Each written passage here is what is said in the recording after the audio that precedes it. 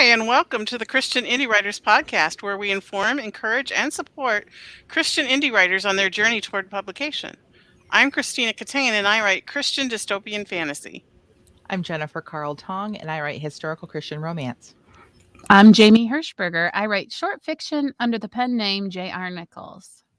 I'm Rhonda Hagerman, and I write fiction and nonfiction under the pen name Dee Bowman. All right. Welcome, everyone. Thanks to all of you listening to us live and in the chat. We just love our chatters, and we love to hear what they have to say while we're podcasting. And we also want to thank everyone who's listening to us wherever podcasts are listened to. So iTunes and Spotify and all those kind of places. We love you all, and we really, if you aren't in our chat, we would love to hear from you. Send us an email, send us a message, because we'd like to get to know all of our listeners. We actually had a listener message us recently and point out a mistake that we had in our uploading. We had missed some episodes, and we really appreciated that. So shout out to our listeners for sure. Awesome. And you can also go to our website, christianindywriters.net, and sign up for our newsletter. And you will get that at 9 a.m. every Friday morning, an hour before the podcast goes live. And in that, you will find out what we're talking about that day, what we're talking about the next week. You'll get the writing prompt for that day. So if you want to sprint with us, and we would love it if you guys would share your sprints if you do them, because that's just so much fun to see how individual they come out when everyone's using the same prompt. I love that. Mm-hmm. Okay, so we like to start each episode with a segment we call What's Up? And so I am going to start with Jen because she gave us a teaser right before the podcast started. And now I need to know. Yeah. What's up, Jen? So it's been a rough week, and I'm not going to share everything. I shared with the ladies other things that are happening, but I could really use some prayers for my oldest daughter, my 16-year-old. She's supposed to leave for youth group winter retreat this evening.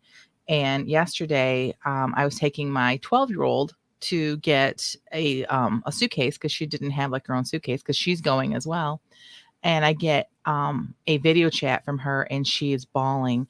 She was playing Just Dance and dislocated her kneecap. Oh, I didn't do that. Yeah, so she's had some issues with her knees, not this bad, but it was bad. And so she got her leg straight, and it popped back into place, but her kneecap was like twice the size as it should have been all around her. We got her in. Luckily, here in Flint, Michigan, we have an urgent care that is specifically for orthopedic issues, and we got her in there, and they got her right in, and she had a dislocated patella and probably tore all kinds of stuff. They took x-rays. The x-rays didn't show anything, but you could see it was so weird. Like around the kneecap, there were like pockets of swelling. It wasn't just a big whole thing. And so she's in a brace now. She cannot go to the poor retreat. Baby. Oh yeah, so she can't go to the retreat. My 12-year-old is still trying to decide what she's going to do because none of her friends were going, and her big sister convinced her to go because they were going to hang out the whole time with, so now my 12-year-old's like, I don't know, like it's because she's not the same personality, right? She's definitely a different personality. So pray for both my girls, and especially for Joelle for healing. And she's got 3 weeks in that brace, and then physical therapy. They're trying to avoid surgery. They're hoping that everything will heal up and they won't have to go in and operate. And so it's a real bummer after everything we've given up and lost during COVID, right? Everything that like at her age, the things that she should have been able to do, but like just had to kind of, it's COVID, or, we're blessed in other ways. Finally getting back to something, right? Gonna get to go on teen retreat. And then this happens. Poor kids. So I'm so sorry for her. Yeah, me too. So just be praying for her. I'd appreciate that. Okay. Rhonda, what about you? What's up with you? Before we get Rhonda's What's Up, can everyone make sure their phone is somewhere that's not going to make a buzz buzz sound every time they get an alert? Because I'm hearing some interference. Thanks. Okay, go ahead, Rhonda. Okay, well, let's see what's up with me. This is last week has been newsletter week for the museum, so I've been busy putting that together, and that's I just have to get that printed and done, and then I'm back to writing. I got my gumshoe novel out last week, and just to see kind of where I was, and started doing a little bit writing in it, but I haven't, because of my newsletter, I had to dedicate that time to that this week. So, but anyway, still looking at my gumshoe and excited to get started on it.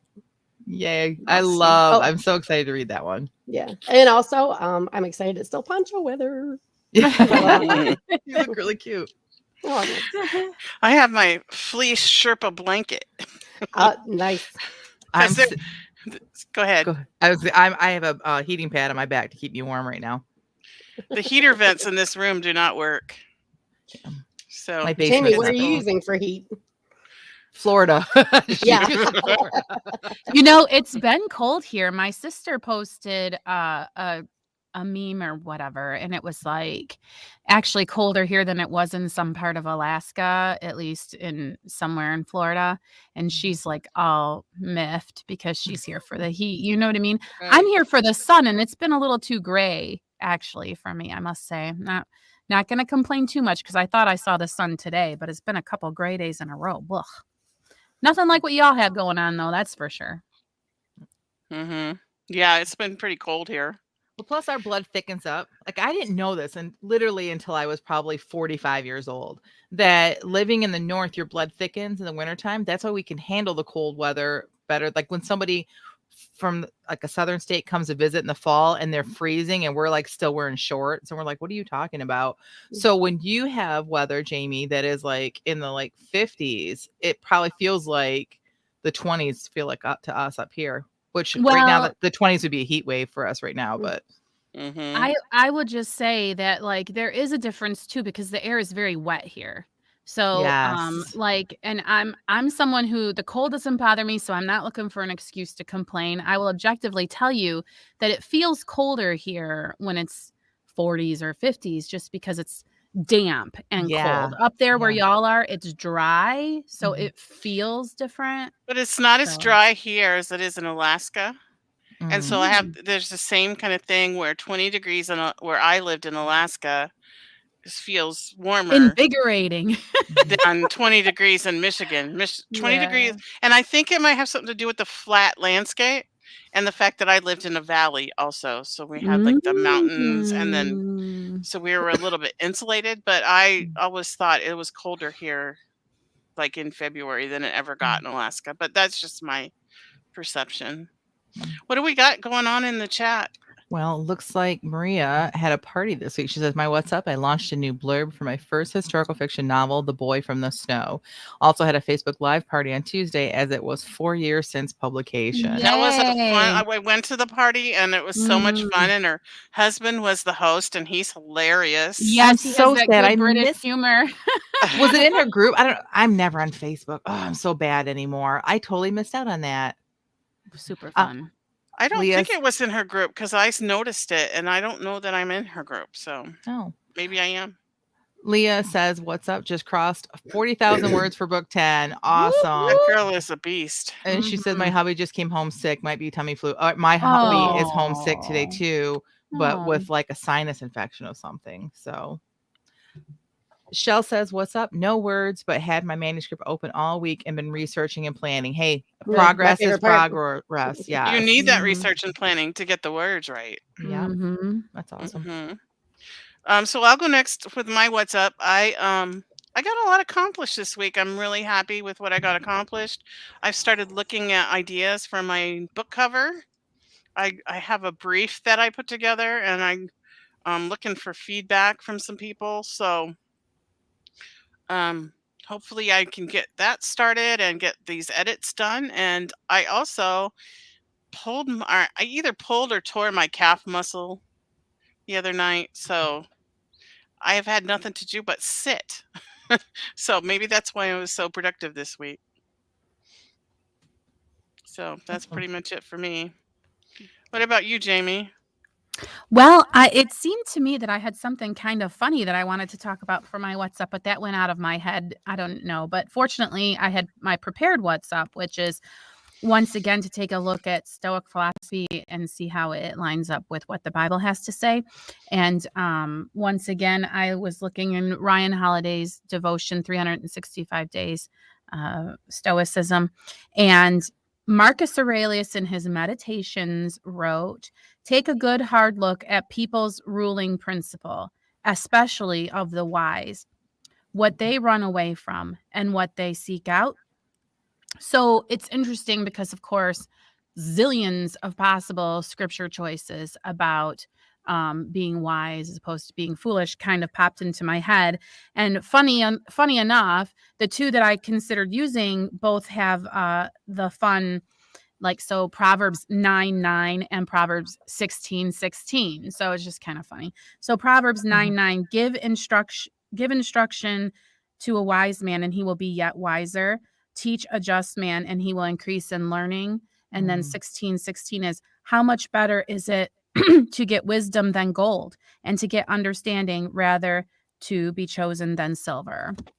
So wisdom is very important. I always love those scriptures about wisdom because I think that sometimes wisdom comes not easily, meaning like teach someone a lesson, right? There's like, if you're wise, you're going to learn the lesson. Well, sometimes a lesson comes because you've made a mistake, right? And so I find them very encouraging because then I'm like, okay, like this hurt to go through this, but I've learned from it. So I love that. I have a very high IQ, I guess, and my one friend challenged me one time um, to be more humble, and that's how I'm going to put it. And so I did a word study on wisdom, and learned that there is no wisdom apart from God. Agreed. It Amen. all comes from Him. Yeah. Agreed.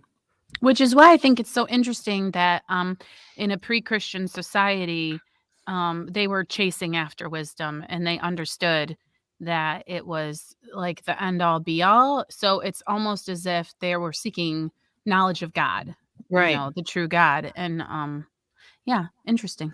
Yeah, Thanks, it's very Tina. interesting. We have some more what's up in the chat, but before we do, my keyboard just went out. Remember, my mouse wasn't working and my keyboard. So I was trying to respond to Maria, and you don't need to apologize, Maria. My life has been so crazy that I just have ignored social media. So you sent, I'm sure I got your newsletter, and I'm sure that I should have seen it in my feed, and I just was like, I am checked out right now. So I will try to go back and watch it though if it's still on your page. Liz Henderson says, what's up? More than halfway through a read through and in contact with a possible editor. Oh, yay. Yay. Jason. Hey, Jason, what's up? Currently working on dialogue for my writing. Been kind of struggling with it. Jason actually commented on as soon as we scheduled it, he commented that he was looking forward to this episode, and one of us responded. So we knew he was going to be here in the chat. Piper says, what's up? Started a new job. Haven't gotten any words in the work in progress. Feeling very out of sorts about it. Fun job, though, working with preschoolers. Aww. That just depends on your definition of fun. But yeah. I worked 2 days in the elementary, and they were the same exact day, the first and last. Like, I could not get through that day fast enough. Like, children they wanted to touch me all the time. They expected me to wipe their nose, and they didn't understand sarcasm. So I was like out. Like, I didn't know what to do for the day. So they probably think you look like Snow White too. It's just so funny. Elementary. I think all the talent for that age group went to my daughter, and none to me. Like, she is actually the preschool director at her church. So it's just one of those things. God bless anyone who has that talent. I just know I don't have it. I'll take a senior in high school on the last day of classes and all of their craziness before I would do anything in an elementary. I agree. Let me just comment on Maria. I did find a link to her book today in a different newsletter called Writing Shorts. But unfortunately, I did miss the live. I hope that is still available to see because I'd like to watch. She did. She said if you look in the chat, she said it's still on Facebook, so we can go back and watch it. Yeah, it was so much fun. Okay, so I think now it's time to transition to our topic of the day. Did we get everybody? What's up? We Yeah. did? Oh my gosh. All right. I'm telling you, I'm out of it today. All right. Sorry, I'll shut up. Maybe we should read BB's chat. That's chat excellent comment suggestion. first before we move on to our topic. Listening to Jamie reading from Proverbs and realize that proverb verses are an excellent source for book story themes. Very true. Okay, so we are talking about dialogue today and banishing boring dialogue. There's nothing worse than reading a book and you get into some dialogue and you just want to skip it because it's terrible and boring and too much info dumpy and all that kind of stuff. So today's topic is how to avoid boring dialogue.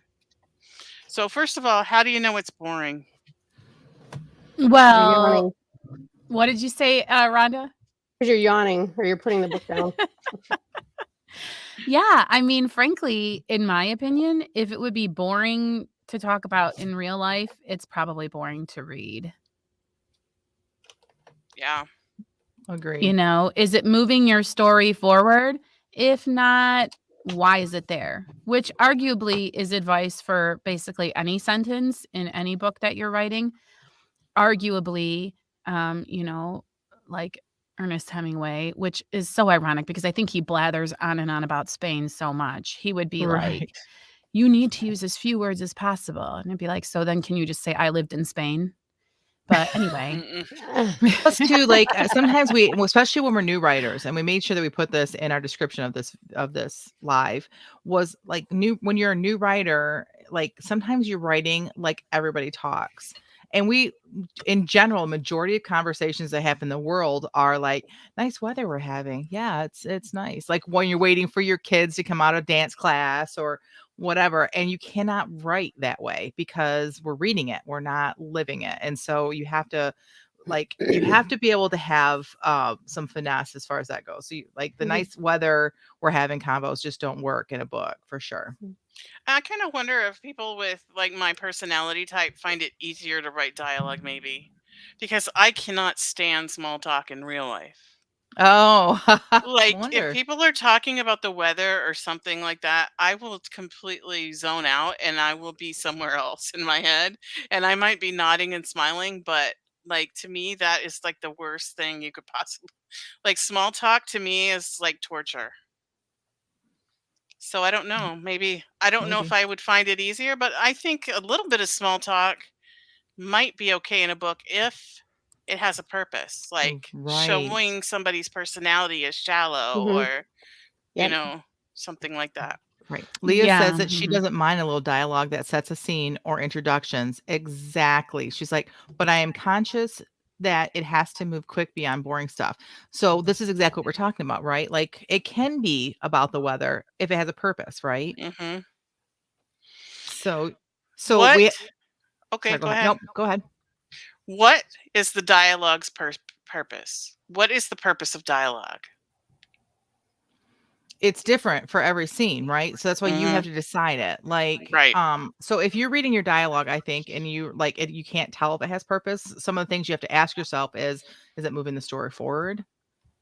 If it doesn't move my story forward, then maybe I don't need it.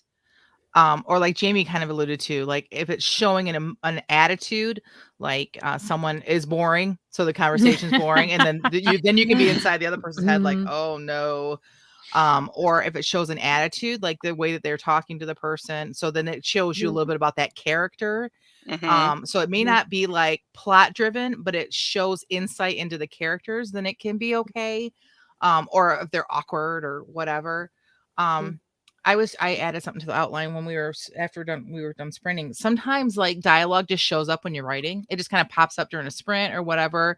And then it tells you what your purpose is. Does that ever happen to you guys that you're writing and you don't really know what you're writing? And then all of a sudden, like the dialogue happens, and you're like, oh, this is what I'm doing in this chapter. Sometimes that happens for me during the dialogue. That's when it weirds non-writers out because you're like, my character told me today that blah, blah, blah. So true. Yeah. And or sometimes I've said, okay, I didn't realize that this like nuance of something was going on in the story, and I need to go back and flesh it out ahead of time because it showed up in this conversation and I like it and I think it needs to be in the book kind of situation. Right. In my genre, it's good for dropping hints, clues, creating suspects. Yes, Yes. interesting to think about. Yeah, if you wow.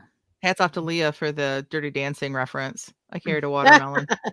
Right. That's a great, like, who would say, like, it's not, it doesn't seem like on the surface it's important dialogue, but it is. It shows something, like, it shows the awkwardness, and like it's a line that has stuck out, right? So even boring dialogue, if used properly, but you have to know that what you're using it for. You have to know that I carried a watermelon is supposed to make us laugh. It's supposed to show us something about the character. It's supposed to, like, kind of give us some insight. So Well, very and this good. is why it's part of our craft series, is because Right. this is part of the art of the written word, the craft of writing, is knowing how and when to do this. So write more and learn by doing. Yep, exactly. Yeah. So what's another thing that we can talk about? How about let's talk about dialogue tags. Oh, there's a You mean I can't big just say said over and over again? She said, he said, for every single time they talk. I can't do that. there's a big Well, argument about, okay, so like if you grew up when I did, which was ancient history, but when black and white television and coal oil lamps, your teacher probably tried Coal to oil tell lamps. you to never use said, to Right. always try to say something other than he said. And then you become an adult and other people say, the word said just disappears in the reader's mind. Use it as much as you like. And then you start to be like, wait a minute, who do I listen to? And it's your first clue that writing is do what you want. Well, I don't know if I would say do as you want, but I was I'm the same age as you, and so I agree. I was always taught don't say said, so I learned all these different ways of saying said without saying Mhm. said. But I think it's kind of one of those things that I believe that you learn the rule so that you can then break the rule. Like, I Yes. think that sometimes said is efficient and it is good enough, and then sometimes you need to say something else, like instead, like she exclaimed, which I hate using that one, but I'm just giving an example. But I think that more times than not, I don't think I say said that often. I do say it, but I don't say it that often. And I think a lot of times I will I will set up who is talking, and then I just go into dialogue without any tags, because as you're reading, you're going through really fast. And I will give other clues in the writing. Like, I'll have the person who's talking to Sarah say Sarah, but Sarah, Yes. blah, blah, blah. So that's another way of avoiding having to use tags all the Yes. time. And then the In- next line of dialogue is obviously her response. Yes. in my Yeah. sprint today, it was a conversation between two people, and Mhm. I didn't even realize until the end that I never said he said, she said the whole time. Good Well, you for weren't supposed to. you. That Good was for the you. prompt. You weren't supposed to. Oh, Yeah. was that Yeah. in there? I didn't Well, we see that. argued about the dialogue tags, Tina, and you were like, please, please let me use the dialogue tags. And that's what said is. It's Yeah. called a dialogue tag. It's the, And John, then I didn't use them. whatever. Good for you. Right. And it wasn't purposeful. It's just that it was only two people and it was obvious who was talking. So Piper says, I first learned to avoid the word said. Then I worked at the newspaper and was told to stop all that flowery attribution stuff and use said. Me too. I went from learning, just like we explained, and then I went to Boston University College of Communication. And guess what? They beat it out of me, and everything was said. Right. And so then I learned after that to somehow merge the both. Like Liz Henderson says, use both, or don't do a tag, but instead state the action the character does. Yes. Scratched her head. Yes, exactly. Yeah. Maud scratched her head. It has been raining quite a lot lately. Then Maud is the one who said it, because you Right. started with her action, and then you put a piece of dialogue, which is the actual part that is in quotes, the things that your people are actually saying. Now, and this if isn't you're trying to show, I'm sorry, I don't know okay, if go there's ahead. a delay or something. I keep cutting people off. I'm sorry. If you're trying to show the attitude or the emotion or the way somebody's saying something, you can do that too. You could say, like, Joe pursed his lips, and then what he said, and then we know that he's saying it with like this attitude of, you know. Right. Mhm. And just for on a technical note, when doing that, it's a whole new paragraph. Every person when the conversation changes, make sure you change paragraphs. And Yes. if you are going to have someone do an action, like Maria says, it's all about balance. I mix up said with other tags, example, muttered, and actions like he frowned. Then you would say he frowned, period, same paragraph. The quote marks start right after that period. And you say, I'm really upset right now. And we know who you're talking about. So this is something that I've seen with new writers as well, myself included, way back in the day. I would say, Sam frowned. And then the next, I would hit enter again, and I would have all the dialogue start the new paragraph. No, that dialogue has to stay in the same paragraph as the action that is identifying who's talking. Well, I'm glad you brought that up because in our planning meeting for this episode, I was saying trying to avoid awkward phrasing because you're trying to avoid said. And I couldn't really tell anybody why I was saying that because I couldn't think of an example. But he frowned when Maria brought that up. Some people will put that after the quotes. So like It can be. the deer died, he frowned. Okay, but so hold on. Because Right. I've had readers complain that frowning is not a speech action. So like I don't know. He shrugged. So like, so again, this is like writer's choice, but like Mhm. trying to get out of saying he said can open a whole new can of worms and pitfalls for you because saying something like, I'm not sure. He shrugged. Well, people might argue with you like shrugging isn't a way to talk. That's a physicality. And your editor might challenge you to try to think of something else to put there. You see what I'm saying? So you Yes. can really like talk yourself into a whole new problem. And sometimes you just have to say he said. Right. But Agreed. if you need to show that he shrugged because it shows his attitude or his feelings or emotions, then that has a purpose. Right. And so maybe just putting it before they start talking instead of after, and it has to be its own sentence. So if you're saying something like he shrugged, which is not like he muttered is actually telling you how he spoke. But when you say he shrugged, it's a whole new sentence. So maybe Correct. that is a problem too. So you wouldn't do the comma quote and then he shrugged with a lowercase h. It would be a whole new sentence. So maybe that is the problem too with editing. Yes. It's also really important for us to stop right here too and say, if you haven't watched our episode last week on point of view, this would be a good time to like go back and watch that, because you got to make sure that whoever's head you're in, that like if I'm in my own head and I say I frowned, I can't see myself frowning unless I look in a mirror. I have to use something else that isn't a visual. I have to say like something about I can feel my head starting to tense up. Something like that. Like it has to be something I feel, not something that I see. So that is definitely a point of view issue that we don't want to get have a problem with that when we're doing this kind of thing. Yes, because it's also you can just sometimes change the phrase. So Frank jammed his hat on his head. I'm out of here. Right. He said disappointed. Well, you can't say he said disappointed if you're not talking from Fred's point of view, but you can say with obvious disappointment.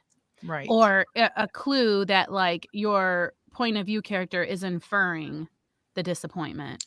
Right. And I would be on the side of an editor that would say you don't need to say anything after he slammed the hat on his head. Mm-hmm. Let your reader Right. infer how they're There feeling. you go. That's a show don't tell, isn't it? Yeah, because your Mhm. readers are intelligent. Let them decide what your a lot of times what your characters are feeling. You don't have to tell them all the time what your characters are feeling. You know, Leah says that she uses smile way too much. And Oh yeah. I have this thing where I always want to have my people looking at each other and saying nothing. Like I have to stop myself from doing that. I go, no, you're not putting that in there, Tina. My people I'm- shrug. I'm really shocked that I haven't been slammed for eyebrow issues, because I'm very much an eyebrow person. You guys know that. A lot of my family, we can lift one eyebrow. Like my characters seem to all have this power to lift one eyebrow when I've not been slammed for it, because like I know not everyone in the world has this. It must be a genetic thing. My mom could, I can, at least one of my daughters can. Like, so it's kind of one of those things, like, I'm surprised that I haven't gotten slammed for that yet, but I try to, when I'm editing, that's one of the things I look for and try to change it so it's not so often. Okay. All right, so today's prompt was using your own only dialogue, which was because that was one of the tips that we had, right? Was using only dialogue. Mm-hmm. That's what I do. If I'm struggling in a scene or I'm struggling with dialogue, I just make myself to just dialogue and see what happens. Do you guys ever try that besides today? I No. start with dialogue. Well, I don't always call it dialogue, but I call it a conversation. So it might include elements of the scene or you know what I mean? Because it's part of, yes. Like I say, my characters are going to have a conversation, but I don't limit it to only the stuff that goes in the quote marks. Yeah, I do what Jamie just said. Very well explained. Okay, so practice using only dialogue. What's some other tips that we can give people to make their dialogue not boring? Don't worry about it being boring if it's a sprint. Like, go ahead and Yes. say all that boring stuff if you are sprinting and doing one of these spontaneous conversations just to find stuff out, because you know, you should just write whatever comes to mind in that case. Right, because you can always edit this extra stuff out. I have a habit of having my characters repeat stuff that they don't really need to. Or add because I do this when I'm talking because I'm high context. I need to explain everything that I'm saying, and so I'll have my characters doing that, and that really isn't necessary in a book, and that could bore your readers. So I have to go back and take out all the explaining that I put in there. Mhm. And another tip for keeping it short, because I find this a lot in especially new writers and myself when I was first writing. When I'm talking to Tina, I don't start every sentence with Tina, blah, blah, blah, blah, blah, blah, blah. Like, she knows I'm talking to her. She knows I know her name. So sometimes, like, it's okay to do it occasionally just to set up who is talking to who without having to say Tina said or whatever, but don't overdo it. Like, once you've done it, you're done. Like, you don't, like, I would not keep saying Tina's name. And that happens a lot with new writers. So Unless it's a character kind of thing, because small children do that. My granddaughter says grandma at the beginning of every sentence that she says to me. That's true. So, like, Aww. sorry, I'm like questioning everything everyone says, but like, no, but doesn't that come down to our next point is to really know your characters? Yes. Right. If you really know that your character is either a small child or has some sort of like disability or like some sort of like quirk in their personality, and that would be how they would talk, then that's how you would write it. Correct?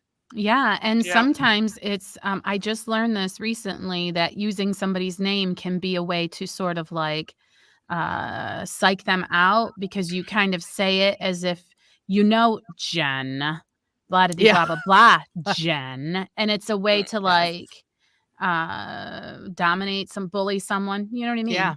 Mhm. And it feels that way. Like, yeah, that's a good point. Yeah. Okay, so what about dialect? Okay. I say yes, write dialect, but sparingly. And you're going to see some dialect in my writing, but I can't speak in a certain accent. So, well, I can. I'm a master of dialects. We already established that long ago, right, Maria? But I say sparingly because you can overdo it and it can be really annoying and hard to read. Also, if someone is, let's say, Irish and you're an American trying to write an Irish accent, the problem is they speak English just like you do. They write the word with the same way we write it. Just because they say it differently than we do doesn't mean that they're going to write it differently. So when a person who's Irish would read your dialect and might be offended. So you have to be very careful about it. So my rule of thumb is if a person from that region, like Michigan, would actually spell it wrong or write it wrong because they say it that way so often, then you can probably get away with it. So that's one of my rules of thumb. So can we discuss the thing that Michiganders do where they can't say the word Bethlehem? Like, can I put Bethlehem in my book? If someone from Michigan is speaking? You have to set up a little bit more dialogue. Like, so I set up and I say, yeah, for when I mean you, because we say, yeah, like, what are you gonna do? We say gonna, we don't say going. So there's some things that I do. But again, if I did every single thing that Michiganders say, because my books are set in Michigan, it would be very annoying to the reader. You just have to give enough to flavor it so that they can kind of hear it in their head. Because if every word is like, let's say that they're Irish, for example. If every word is like their pronunciation or their slang for stuff, pretty soon it's like a foreign language and your reader doesn't even know what they're saying. But if you only pick and choose a few keywords that they're going to say in their dialect, they're going to hear the dialect in their head without you having to have every word. Right. What are you trying to say, Rhonda? I was just going to say that you should rely on actions as well. Instead of just trying to use the misspellings of the pronunciation or that. You could have a character who always needs to have a spot of tea at 4:00 in the afternoon, and that is a good clue that person is probably British or an Anglophile, one or the other. And you might want to explain that tea can be put in the oven. Maria said something the other day about putting it. She was going to put a tea in the oven. Her and tea. I was like, it's a word like for a way a of saying particular supper. meal. Mm-hmm. Yeah. Okay, a couple things in our chat. Maria says, I'm wondering if this might be more of a thing for pantsers. No judgment, LOL, but because I'm a plotter, I vaguely know the purpose of the conversation and what needs to happen, etc. Whether you're a plotter or a panter, you have to deal with this. So it might be something that you do before you do the writing, Maria, but somebody who's a pantser, when they're going back through and doing their editing, will have to deal with what is the purpose of this when they go back through. And sometimes when they're pantsing, it still comes out and they figure out what the purpose is as they're writing. Go ahead, Jeannie. Yeah, as a pantser, I don't have that problem because as a pantser, sometimes I feel like I'm just typing in what I'm hearing in my head. So the only time I'm stuck is if I can't hear them talking. Right. So it's I don't really think it's a plotter versus pantser thing. And I think Tina's a plantser and she doesn't have a dialogue problem. Right. Sorry, I didn't mean to hit that so soon. Piper says, I've heard people pray that way a lot. LOL. How many times do you put God's name in the prayer? Oh, yeah. Dear Heavenly Father, we just thank you, Heavenly Father, for being our Heavenly Father. Yes. 100%. I might even be guilty of it sometimes. I'm like the opposite. My husband and I have this joke. He's the Energizer Bunny prayer because he'll even say in Jesus' name and keep going for like 10 minutes. And I am like as short of sentences as possible, get straight to the point and just say what you mean. Like God already knows all that other you don't have to like go into detail. Like my context goes out the window when I'm praying. That's what I think. Right. So you're saying his Midwestern goodbyes extend to God as well? Yes. Yes, they do. Okay, a couple more things in our chat. Leah says, with my historical series, I sprinkle some dialect, but the toughest thing was a letter by an undereducated male. It was common for phonetic spelling. Yeah, so that would take a ton of research, right? Or just really knowing how phonetics works to do that. And Maria says, it's an interesting one because other readers who don't know the area won't know an accent. Example, it really works for Martha's accent by Frances Hodgson Burnett in The Secret Garden.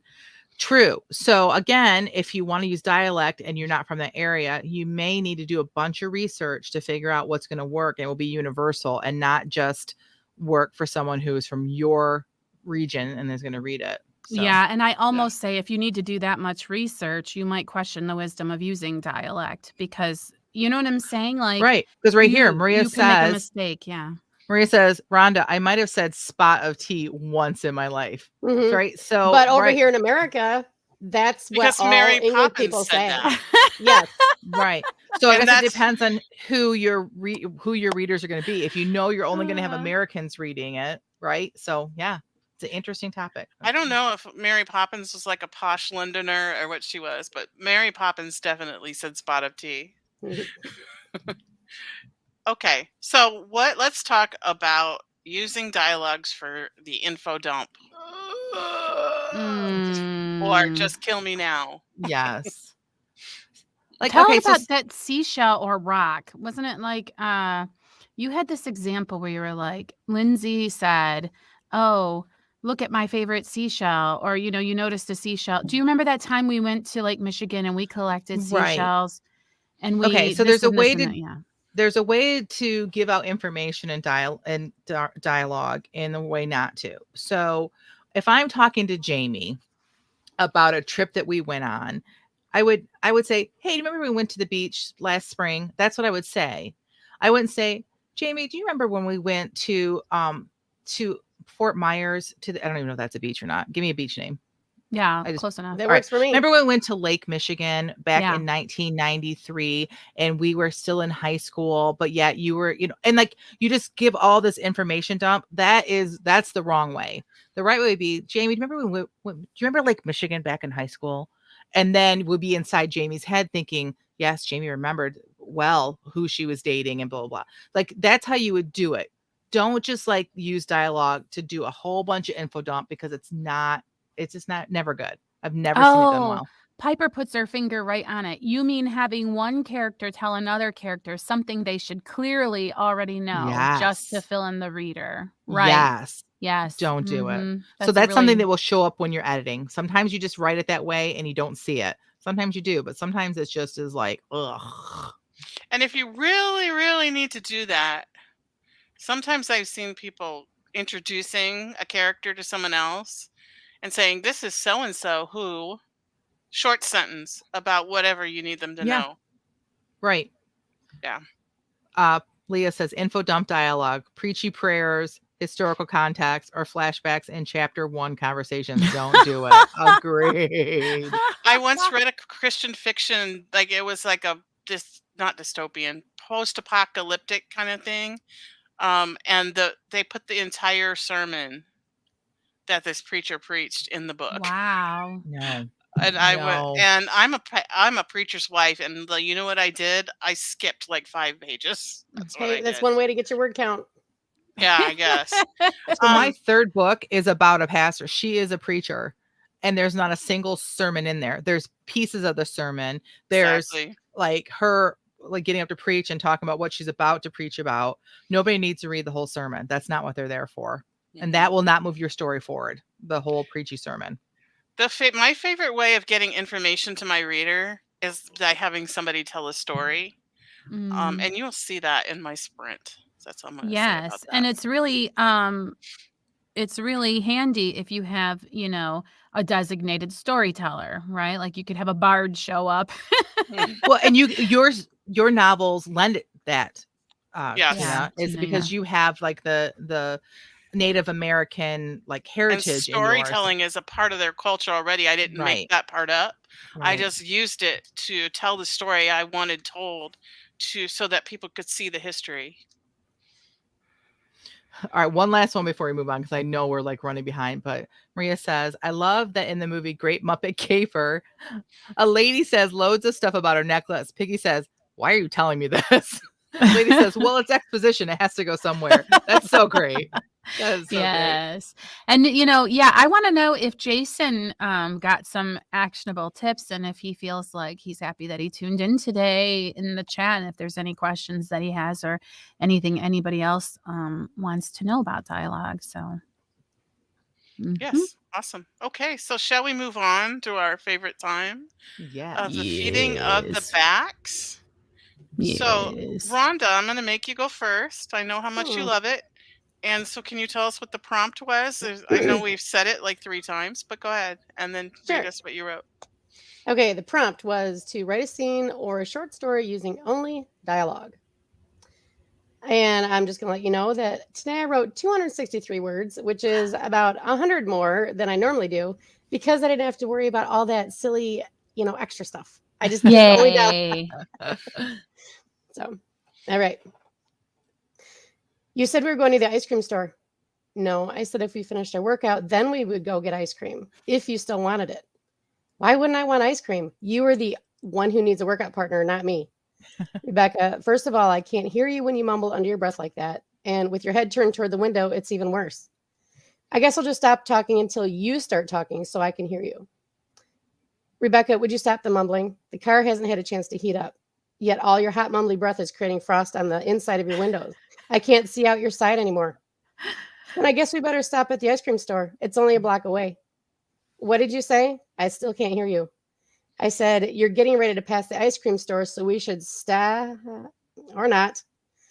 Oh, did I already pass it? Gee, I'm sorry. I couldn't see it because your window was all frosted over. And what does the sigh mean?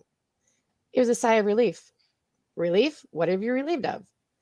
Well, as you know, I really wanted that ice cream cone, and the only reason I came with you today was for that reward. I'm aware. Thank you for not stopping at the ice cream store. You're a better friend to me than I am to myself. That's it. Aw. A complete Aw. story. Yeah. Yes, With just yes. dialogue. I love it. Very good. Yeah. Very good. Very Mhm. difficult You to got write a beginning, complete middle, and story end. in that many words and it'd be only dialogue. Well done. Well, thank you. Thank you Yes. Mhm. I have to know what happens next. very much. She goes on to work out tomorrow and doesn't have an ice cream cone. One day at a Listen, time. That frosty window is so relatable. Yes. Oh. You must be from an area like we are. So yeah, Mhm. totally understood that. We used to draw complete pictures like on the windows. That's how we entertained ourselves when we were traveling. Piper says, but that would be the absolutely last workout I did with that driver. Mm. Jason says, not relating to this, but he says, I learned quite a bit. I do have some questions, but I don't want to take up too much time. Plus, I think the feeding of the backs portion will answer questions I have. Oh, well, let's hope so. Yes. So, again, you can always, anyone listening, if you have any more questions, you can always reach out to any of us or out to our Christian Indie Writers social media accounts, and we would be more than happy to answer questions for you Yes. if we can. All right, Jamie, you want to go next? Sure. Hold on, I gotta open my tab. Here we go. Are you going to do the whole sprint in that New York accent? No, because I can Oh, only I'm keep so it up for like disappointed. 3 words. And then it gets weird. I can help you All with right. accents, Jamie. I'm really good at Oh, them. yes. You want to Oh. read my piece in a New York accent? We need to have a thing that Yeah. flashes on the screen that says sarcasm warning. Yeah. Sarcasm What do alert. you mean? We are never sarcastic. Never. Ever. Okay. Why did you do it? That's what I have to know. You expect me to be able to give you a reason why? Well, sure. When I do something, there's a reason. Oh, sure there is. Absolutely there is. You mean to tell me that every single action you have taken in your life has been premeditated and has a reason behind it? That's not what I said at all. What I'm saying is, if pressed and if I gave enough thought, I can come up with a reason behind the actions I've taken. Okay, so then why did you dent the fender on the Ford last weekend? That's not the same thing. Why not? That was an accident. I told you already. I was just driving along and all of a sudden there was a deer. Next thing you know, bam. So you just get to claim it was an accident and all is supposed to be forgiven, but you're pressing me for a reason? We're not talking about an accident in your case. We're talking about a very specific action you took. In fact, several actions, deliberate ones.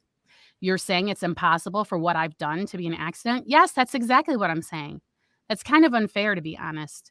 Unfair? Yeah, like you can get off the hook for denting a fender by claiming it was an accident, but then you don't want to afford me the same luxury in return. What a hypocrite you are. Hold on just one second. I'm not exactly sure how this conversation became about me and whether or not I'm a hypocrite. You clearly are one. Your mistakes are easily excused by you calling them accidents, and mine apparently need reasoning and explanation. In what universe exactly does an affair happen on accident? Are you trying to Wow. tell me I was minding my own business one day and then all of a sudden, bam, my clothes fell off? You know what? I don't appreciate your tone. My tone? My tone. You don't appreciate my tone? Stop yelling. You'll wake the kids. You weren't worried about the kids when you picked up that floozy. I'm serious. You need to stop yelling. You're acting crazy. Of course I'm acting crazy. You're comparing getting it on with a tramp to my hitting a deer with the car. I just can't talk to you when you're like this. I'm out of here.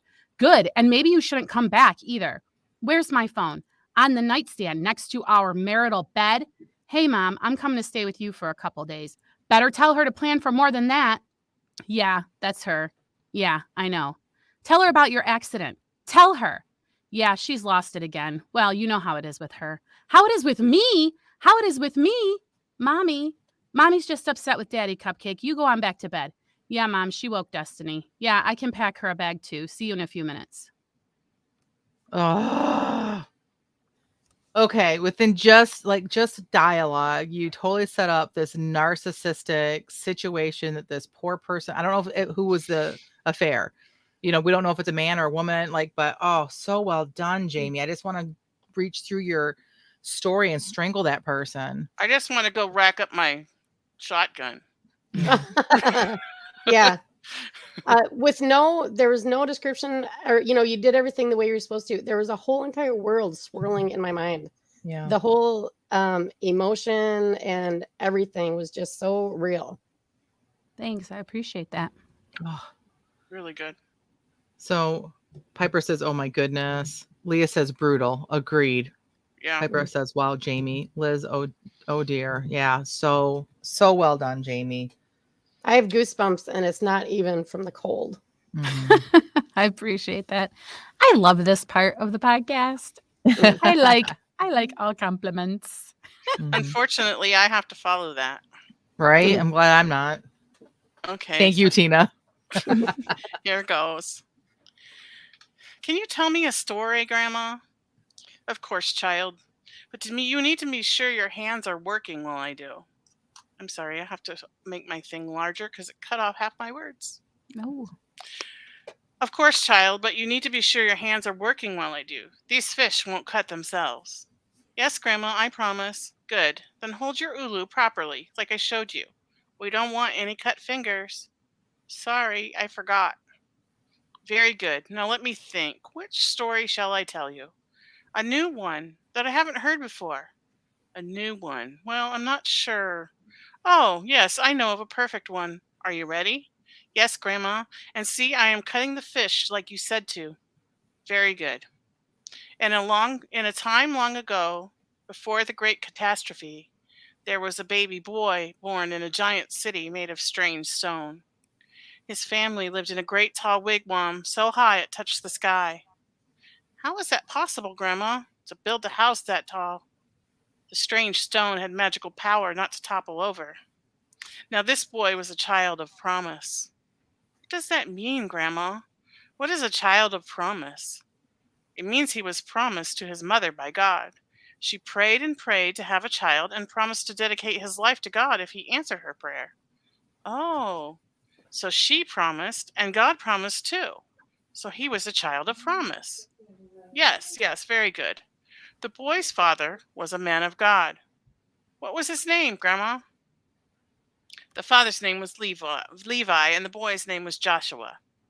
Now, Levi was a man of God, and one day while he was praying, God spoke to him. Did he see God? No, only heard his voice. What did it sound like? Like a still small voice within his heart.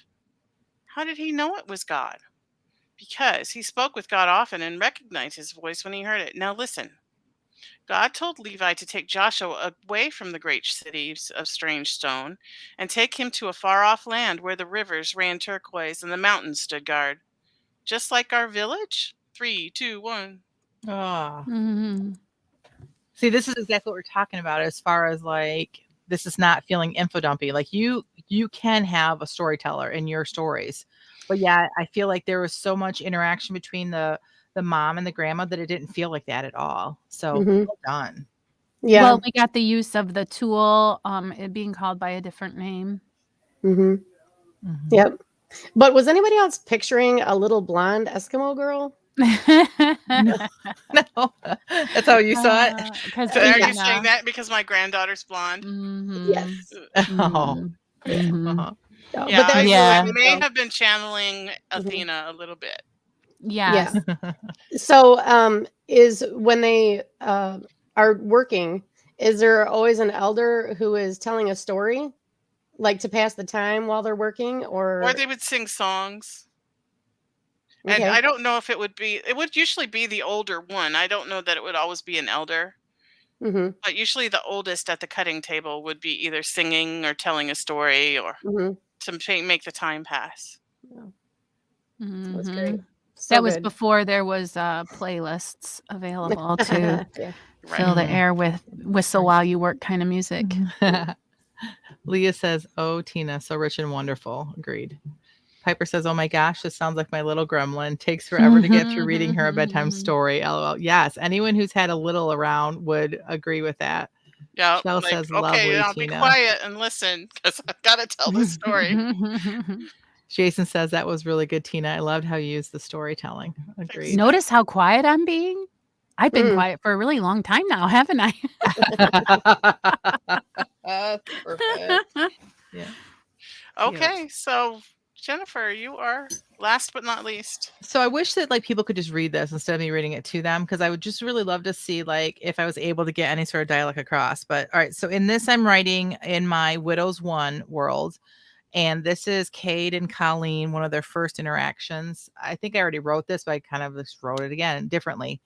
And I actually hated this prompt because there were so many times I wanted to stop and add some internal stuff and couldn't. So which is unusual for me because I really like to do just dialogue. So all right, so 2 different dialects. They're probably not going to come through because I can't speak them. One is like a slow, kind of a soft Southern drawl, and the other one, she is supposed to be from Ireland. So this is my land, so you'd best be getting. Now hold on, Missy. I just want to talk. Missy, I didn't know you had a vision problem. See, I can't say the language right, but all right. Vision problem. If you think you're speaking with a child, you surely have a problem with your eyes. I know you're not a child. Then you better be addressing me as the matron of this homestead. I'll thank you. Mrs. O'Leary. That's better. Mrs. O'Leary, I just need a few minutes of your time. Well, you've already wasted a few minutes by disrespecting me. I don't have time for disrespectful neighbors. You're right, and I'm right sorry. I won't disrespect you again. See that you don't. Now, what was it you wished to speak with me about? I was hoping we could talk about your land. What about my land? Well, I'd like to make you an offer. Oh, I bet you would, Mr. McNeil. And I bet you think I bet you think I'm just giddy with excitement over your most romantic proposal. Proposal? What? No, I wasn't. Just like the previous 5 men who've lily-footed their way up to my front porch the past 2 days thought I would be. But my answer is the same to you as it was to them. I'm never marrying again, not in a million years, so you can get yourself back to your side of the fence and leave me alone. 3, 2, 1. I love this person. I love her too. There's like, as I'm reading it, I don't hear any dialect. And this is where I would go in and I would massage it just a little bit. And I think that as long as I establish early on in the book that she has a slight Irish lilt, then I don't have to worry about it the rest of the book, right? Because again, they speak English in Ireland. So if someone, I'm not going to offend anybody. I just need to kind of set that up, right? So, well, if you establish that in the beginning, then the reader will sort of add their own accent to it. Right. Exactly. Yeah, I just love that character. I'm so excited to hear you writing in this again. I cannot wait for this book to come out. As soon as I'm editing Sarah's book, I'm going back to this, and it needs like a lot of it needs some work. It's rougher than what I remembered it being, but like the core of the story is there, and I cannot wait to share this story. She's had a rough life, this woman has, and like the redemption that she's going to receive from God and she's going to show to others. It's like, I'm just very excited for this story too. So you have some great compliments in the chat. That was so good, says Piper. Oh, thanks, Piper. Liz Henderson says, such a strong woman. Yes. You had to be a strong woman to be out in the West by yourself and a widow, wouldn't you? Right. Yeah. Jen, great snark. Good interactions, even without the tags. Thanks. Yes. We all love snark around here. Yeah. Great show of attitude, Jen. I want to know if the stuff you would have added would have been like, even though he was way more attractive than any of the other 5, and you know what I mean? No, it wouldn't have been that. This is from his perspective. So I want him to like be seeing her in a new light, and like he doesn't know that there's been 5 other men. So I kind of want like, just like the 5 priests, I want him to be like, wait, what? Because in his mind, and I don't want to give away too much, but he wants to buy her property from her. He thinks he's going to save her from this hard life now that she's a widow. And all these other men are trying to force her kind of into marriage so they can just get her property for free. So anyways, so there's a lot going on. I think that piece of dialogue completely works. And then he can like be thinking as he's sent away or like whatever, because it's how he gets interrupted You Mhm. know, I just think it's clear that he's very much like, "What are you talking about?" And you know what I mean? Right. I Yeah. think you communicated it very well. Thanks. Yeah, I knew from the dialogue that he was totally floored that she thought he was proposing marriage. Mhm. Right. Yeah. Really And good job. I don't know if I'll ever use this. Maybe, I don't know, but because the scene that I actually did write, she meets him at the door with her shotgun, which is a Mhm. little stronger than this, and I kind of love it. So we'll see. I like the shotgun idea. I've Yeah, Me already too. had my shotgun out once today. Yeah. and she actually uses it too. So that's all I'm gonna say. Okay, Gigi says, Jennifer, I really enjoyed this. Everything about this dialogue tells me so much. Thank I you, agree. Gigi. Thanks. Okay, so it's time to move on to the what's next section of our podcast. And so I'm going to start with Jen this time. What's next for you, Jen? So I edited this week, but not as much because, as you know, at the top of the show, I had a really crazy week. But I did make progress. I'm at a point. I'm at the last 3 chapters of the book, and I'm at a point. And Jamie knows more about this book than probably anybody. And my female character's character arc is coming full circle, and there's a lot she has to deal with, and there's a lot that she has to share with her family. And I'm in the chapter right now. It's a split scene. She speaks with her sisters, and then she has to go to her parents and tell the truth about some things. And it's really hard emotionally. It's really hard. I want it, but it has to be right. And so I'm kind of taking my time, doing a lot of daydreaming about it and taking notes, and going back in. So the chapter is already written, but it's not good enough, right? I didn't have enough internal. There's not enough like angst and stuff. So like, anyway, so that's what I'm working on. If I next week get through the second half of this one chapter, I'll be very happy. That's how big this is. So that's what I'm doing this week. Is I am wrapping this chapter up, and maybe the rest of the book for the first round, but that's what I'm doing. And people should get caught up with your series while they're waiting for this book. So where Oh, can they find your books? well, you get the first book for free by going to Jennifer Carl Tong. Say my name wrong. Funny. Mhm, mhm. JenniferCarlTong.com. You can sign up for my. Oh no, the first book you get everywhere the books are sold for free. Searching for Anna, and then if you want book 2 for free, you can sign up for my newsletter at JenniferCarlTong.com. Awesome. Okay, Jamie, what's next for you? Well, I am going to put together another newsletter for the month of February. So, what's next for me is deciding which short story to include. There's a couple on my chopping block, but they're longer than what I usually share in the newsletter. If you missed my newsletter and you want to see the kinds of stories that you get for subscribing, head over to www.writingshorts.net. You will get a free copy of A Knight's Gift. I don't have that for sale anywhere else. And you will be able to look and see all of the flash that's been included in previous editions of the Writing Shorts newsletter. So if you subscribe, you will get a free short story sent to your email every month. www.writingshorts.net. Awesome. So my what's next is I have to finish the yellow light. I call my edits red light, yellow light, and green light. So red light is like the huge story plot stuff that needs to be fixed.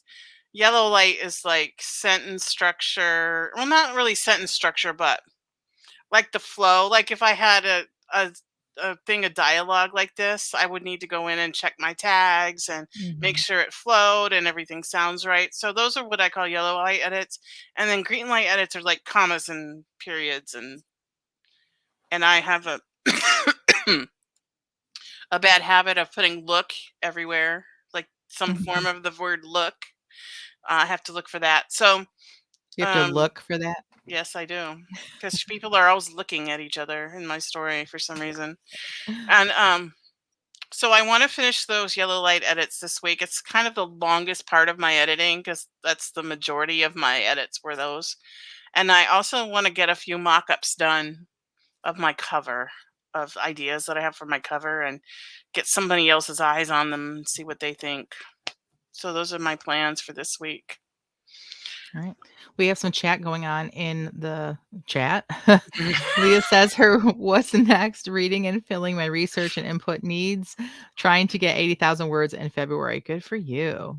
Jason's what's next getting pen to paper before the end of today. I plan on setting a writing goal for next week. Good job, Jason. Piper says next trying to figure out scheduling so I can get writing done. Liz is what's next, continuing with my read through. Probably won't finish this week, but do a few pages in the evening so I don't have other obligations. Sorry. Piper has a suggestion. She says, Tina, you could have them gaze instead. Yeah. That'll help. That'll solve the problem. That'll solve the problem. Okay, Rhonda, what's next for you? What's next for me is getting my newsletter, the museum newsletter, in the mail. And then immediately after that, starting on my Gumshoe, just starting the finishing part of my Gumshoe novella. And I'm hoping to have that done by the end of February. I think I can get it done earlier than that because it was almost complete. I just had, I think, the final scene to do, but now I got to go through and edit it and all that. But I'm really excited about getting back to it. And maybe there will be a second one immediately after that. I'm so excited. I love Gumshoe stories. I really like that character too. Yeah. Okay, so I think that's it for today's podcast. So this concludes this episode of the Christian Indie Writers. We are the Christian Indie Writers podcast. Yes. So until next time, may your pen be prolific, your deadlines be met, and may all of your words honor Christ. Bye, I almost said amen. That worked too. Bye-bye.